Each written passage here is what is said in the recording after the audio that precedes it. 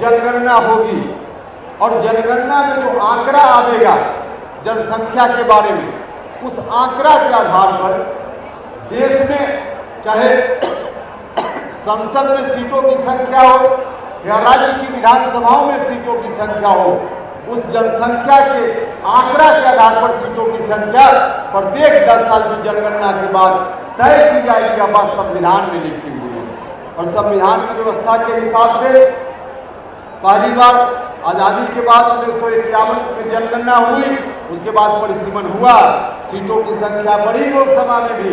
61 में जनगणना, उसके आंकड़ा के आधार पर फिर परिसीमन हुआ, संख्या बढ़ी। 1971 में जनगणना हुई, उसके आधार पर फिर परिसीमन हुआ, फिर संख्या बढ़ी। लेकिन 71 के बाद जब आपातकाल का दौर था, आज वोटर अधिकार क्या क्या करके राहुल गांधी जी यात्रा करके चले गए हैं। 1976 में कांग्रेस ने जब आपातकाल लागू किया था, आपातकाल की समाप्ति के बाद उस वक्त तो सरकार आई, उसने तमाम उस तरह के मुद्दों को बदलने का काम किया जो आपातकाल में बिहार के ऊपर, देश के ऊपर थोपने का काम कांग्रेस की सरकार ने, कांग्रेस के लोगों ने किया था। लेकिन उसका एक अवशेष अभी भी बचा हुआ है। उसी समय 1976 में संविधान में परिवर्तन हुआ, जिस परिवर्तन के हिसाब से यह कहा गया कि अगले 25 साल तक परिसीमन का काम जनसंख्या के आधार पर नहीं होगा, मतलब परिसीमन को रोक दिया गया। 25 साल तक एक बार 76 में, उसके बाद फिर जब 25 साल पूरा होने वाला था तो फिर अगला 25 साल, 50 साल, मतलब 1976 से 50 साल, अब 50 साल की सीमा अब 26 में पूरी होने वाली है, पूरी होने वाली है। अब फिर से परिसीमन का रास्ता संविधान के हिसाब से खुलने वाला है, खुलने वाला है। लेकिन हमको सचेत रहना है, हमको भरोसा है, हमारे प्रधानमंत्री जी के ऊपर पूरा हमको भरोसा है कि प्रधानमंत्री जी निश्चित रूप से 50 वर्षों से बिहार और बिहार के अगल बगल के जो राज्य हैं, परिसीमन को लेकर इनके खिलाफ जो अन्याय हो रहा है, इस अन्याय को रोकने का काम निश्चित रूप से हमारे प्रधानमंत्री जी करेंगे। लेकिन इसी बीच साउथ के जो कुछ राज्य हैं, उन लोगों ने परिसीमन आगे न हो, परिसीमन का काम आगे भी रुका रहे, इस बात के लिए एक मोर्चा बना लिया है, एक प्लेटफॉर्म बना लिया है। और चाहे पार्लियामेंट के अंदर हो या पार्लियामेंट के बाहर बुलंद करना चाहिए। और जो लोग भी चाहते हैं कि परिसीमन हम आगे नहीं होने देंगे, उनको मुंह तोड़ जवाब देने का काम करते हुए परिसीमन का रास्ता आगे निकले, इस बात के लिए हम चाहते हैं वातावरण बने। इसलिए हमने कार्यक्रम अपने हाथ में लेने का काम किया।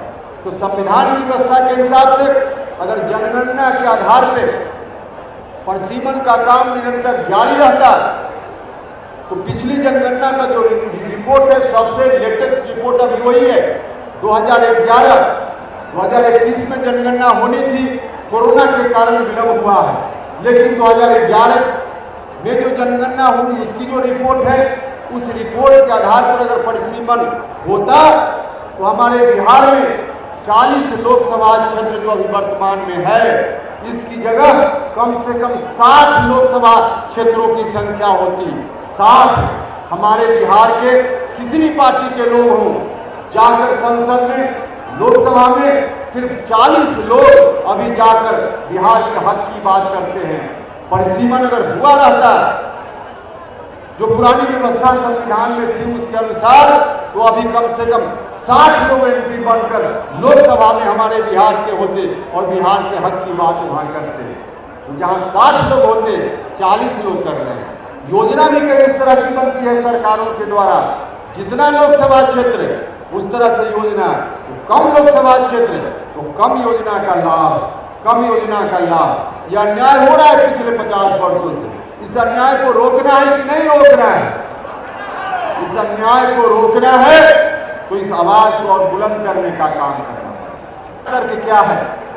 उनका तर्क है कि बिहार, उत्तर प्रदेश इत्यादि राज्यों ने जनसंख्या वृद्धि को रोकने का काम नहीं किया और हमने सरकार की जो योजना है, इस योजना के अनुसार फैमिली प्लानिंग अपने परिवार में किया और बर्थ कंट्रोल को हमने किया, जनसंख्या वृद्धि को रोकने का काम किया, जिसके कारण उनका कहना है कि हमारी आबादी कम हो गई। हमने सरकार के निर्देशों का पालन किया, इसलिए हमारी आबादी कम हो गई, और बिहार जैसे राज्य ने उनका पालन नहीं किया, इसलिए उनकी आबादी बढ़ गई। अब तर्क उनका है कि हमने अनुपालन किया, हम अनुशासित रहे, तो इसकी सजा हमको मिल जाएगी कि हमारी संख्या कम हो जाएगी परिसीमन अगर हुआ तो, और जिन्होंने नहीं पालन किया उनकी संख्या बढ़ जाएगी। जिन्होंने किया उनका नुकसान हो जाएगा, और जिन्होंने नहीं पालन किया उनको प्रोत्साहन मिल जाएगा। यह उनका तर्क है।